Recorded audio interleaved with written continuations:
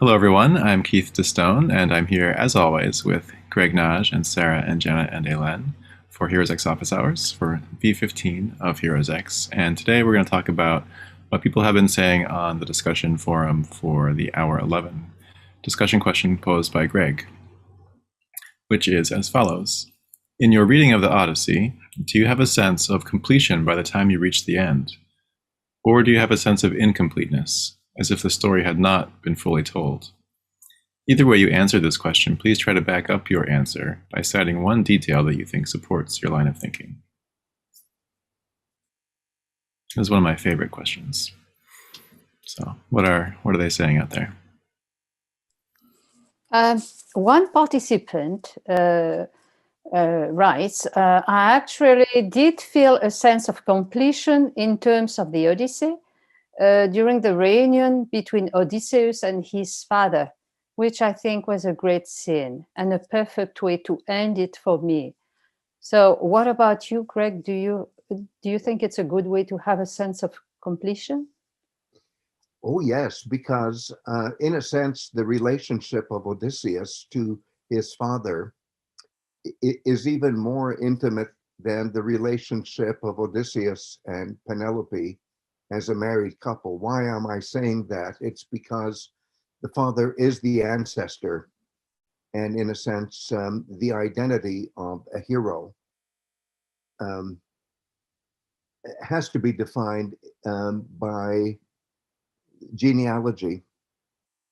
And the fact that this self-identification happens in a garden, I think is so appropriate to what I think is the ritual dimension of an ancient Greek hero, which after all has to contain the mythological dimension.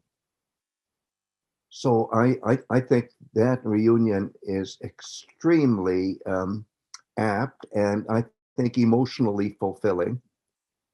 And I love to say that if we were reading a Russian novel, we would expect the most intimately connected person to recognize the homecoming hero first, and instead, the next to last person who recognizes Odysseus is Penelope, and then the very last person is the father. And the father is a loving father, obviously. I love the way he's described as taking the boy, when the hero was still a boy, to visit the garden. It seems as if it's every day, so that the boy knows the situation of every plant, of the landscape of the garden, the totality of this flourishing Mother Earth, which is the locale where he was raised. Oh, I think it's just so beautiful. But then the question is, the Odyssey doesn't stop there.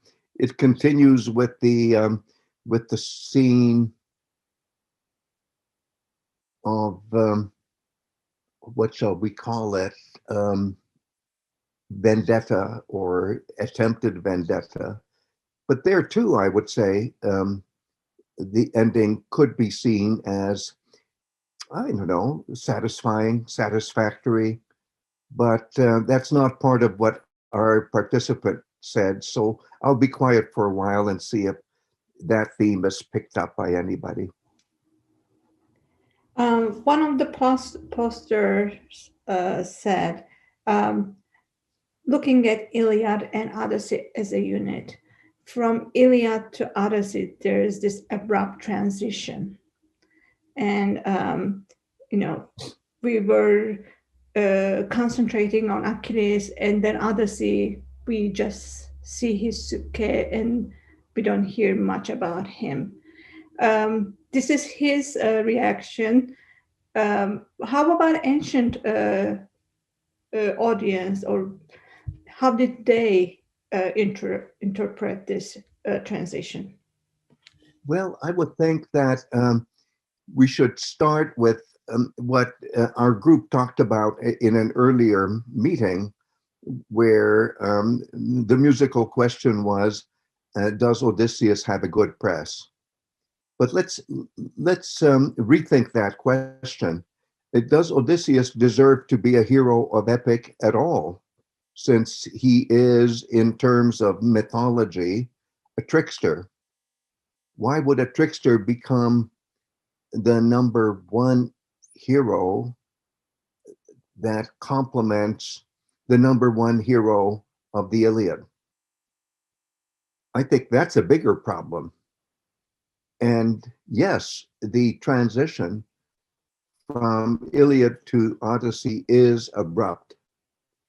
But then the Odyssey spends most of its time filling in all the missing pieces as we try to trace our path forward in the storyline from where the Iliad ended and what the Odyssey is, so that by the time you're finished with the Odyssey, you have a much more complete picture of the Trojan War as an organic totality as far as the telling of myth is concerned.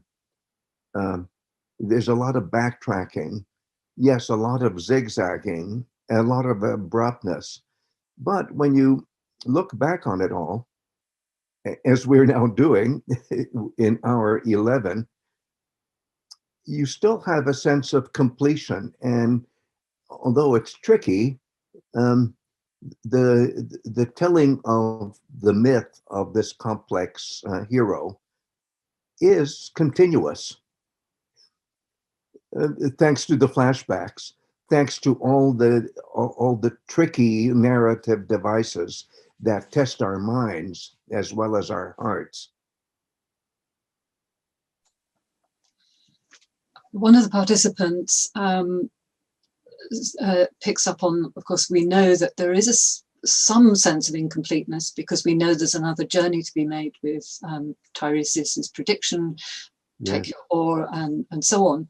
And he has an Italian background, he or she, sorry. So Dante's Inferno, we meet Odysseus there, never wanting to finish his journeys. And also there's a lyric poem by Giovanni Pascoli, L'ultimo viaggio, the last voyage. And one of them picks up on the idea of the winnowing shovel.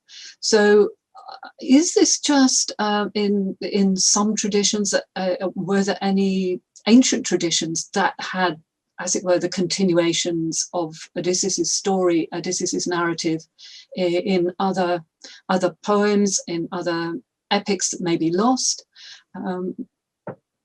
Yes, and I think our participant has picked up on that beautifully. I would offer just one friendly amendment, which is it's not just that there's one other story. There are many other stories. There are countless other stories. There are, I would estimate, as many stories as there are locales that continue the myth. And there were many locales.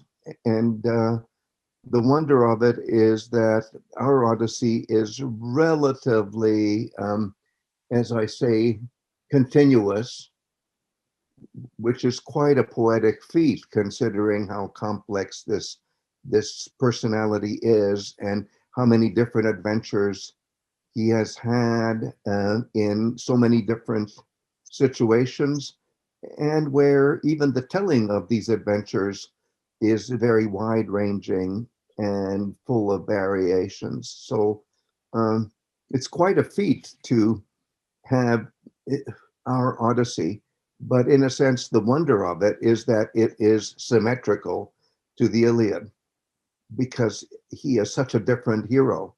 And I wish I were more of an expert, and I'm not, on the two greatest epic traditions of Indian civilization, the Mahabharata and the Ramayana.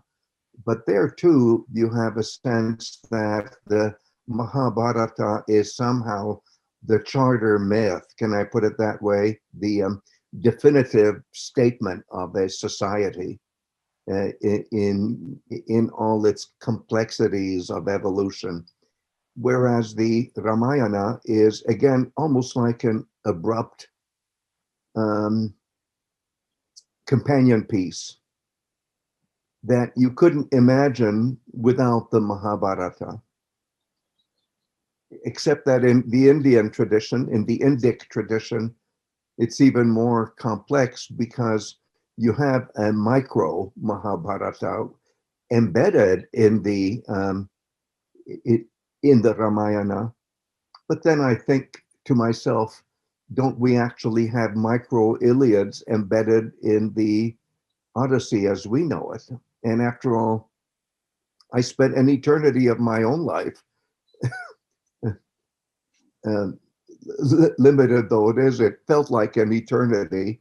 And just looking at that micro Iliad in Odyssey 8, which is what?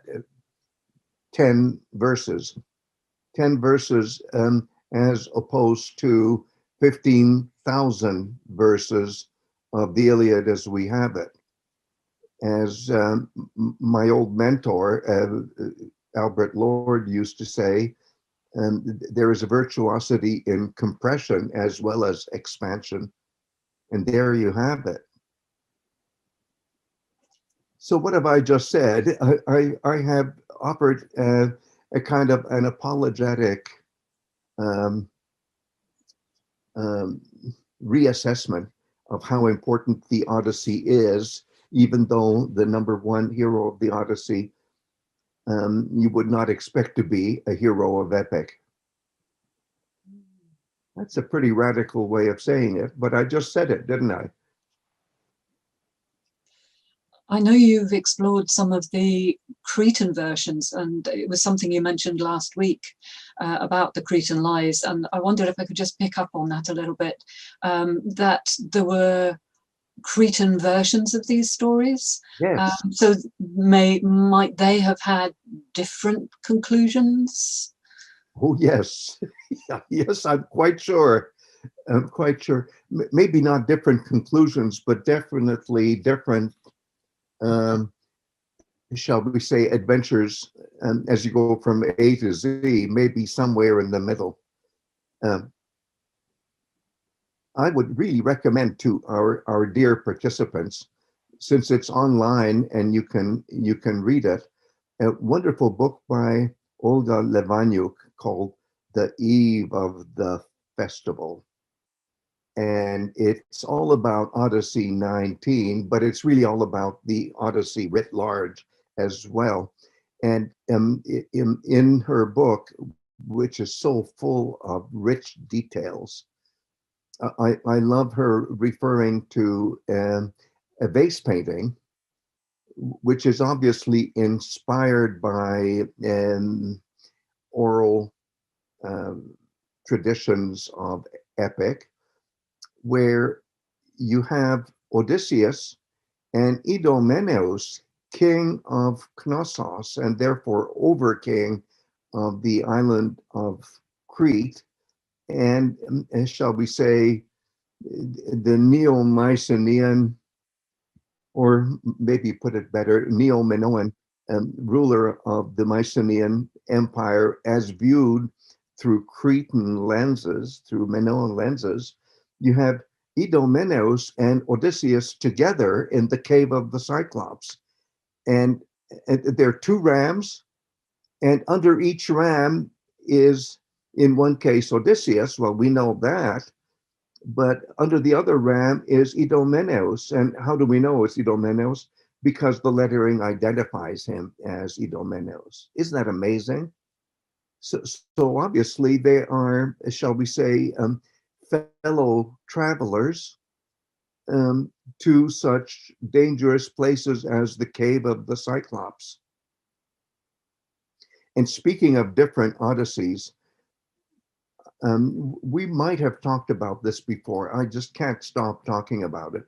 But isn't it wonderful that in our Odyssey, the fellow Cyclopes of the Cyclops, I'm using Cyclopes now in the plural, are described as landlubbers. They are not familiar with navigation. And I could go on and on about that interesting mythological detail. But we do know that there were other versions of the Odyssey where the Cyclopes, these comrades of Polyphemus, were master sailors, and they sailed all over the Mediterranean. And after Odysseus blinded Polyphemus, they chased him all throughout the Mediterranean, every nook and cranny. So he was always trying to escape the Cyclopes who were avenging the blinding of the Cyclops. Wow, that's a very different kind of Odyssey, isn't it?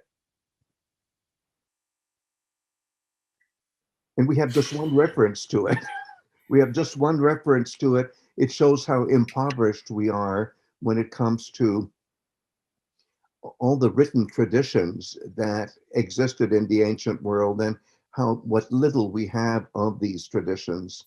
Okay, we have the Iliad and the Odyssey, or may I put it this way, our Iliad and our Odyssey. But think of all the things we don't have. I wish we had more about that Cyclopes-filled Odyssey. Oh. Where is that reference, by the way? It's in the scholia, which is the ancient Greek word for annotations that you find in the margins of the textual tradition. Mm-hmm. And there's one reference to this in the Odyssey scholia, and that's it. Okay. And there was a young professor at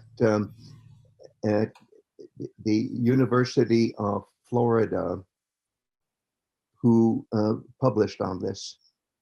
Mm-hmm. But it's generally not known, this reference. Mm-hmm. Talk about a feeling of incompletion. Oh my goodness. Which also we'll have today because we have only 1 hour to discuss. So yes. With that, my friends, thank you for joining me. And thanks to all of you out there for joining us. Till the next time.